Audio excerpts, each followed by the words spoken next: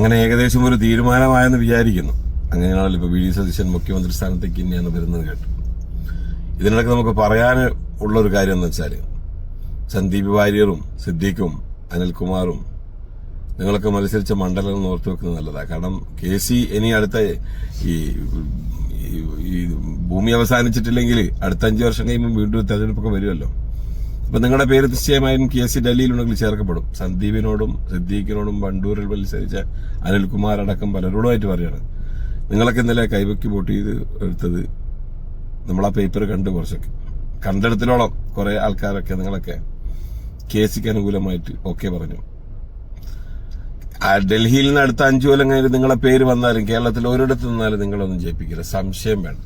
കേരളത്തിൽ ഒരിടത്ത് നിന്നാലും നിങ്ങൾ ജയിപ്പിക്കില്ല, അത് സംശയമില്ലാത്തൊരു കാര്യം. കാരണം നിങ്ങൾ വഞ്ചിച്ചത് ജനങ്ങളെയാണ്. നിങ്ങളെ വോട്ട് ചെയ്ത് MLA ആക്കിയ ജനങ്ങളെയാണ് നിങ്ങൾ വഞ്ചിച്ചിരിക്കുന്നത്. പിന്നെ കോയലൂർ നിന്ന കോയൽനാടനോട് താങ്കൾക്കൊരു മന്ത്രിസ്ഥാനമൊക്കെ കിട്ടിയാൽ കൊള്ളാമെന്ന് നമ്മൾക്ക് ആഗ്രഹിച്ചിരുന്നു. തന്നെ പോലത്തെ ഇത്ര വൃത്തികെട്ടൊരു മന്ത്രിസ്ഥാനം കിട്ടരുതെന്ന് ഇപ്പം നമ്മൾ ആഗ്രഹിക്കുന്നു. അവസാനമായിട്ട് KC 10 കൊല്ലം കൊണ്ട് പിണറായി വിജയൻ നേടിയെടുത്ത വെറുപ്പാണ് 48 മണിക്കൂർ താങ്കൾ നേടിയെടുത്തത്.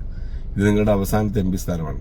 കേരളത്തിൽ എവിടെ നിന്നാലും കേരളത്തിലെ കോൺഗ്രസും മറ്റെല്ലാവരും താങ്കളെ വട്ടപൂജ്യമാക്കി തോൽപ്പിച്ചു വിടുന്ന കാര്യത്തിൽ യാതൊരു സംശയവും വേണ്ട.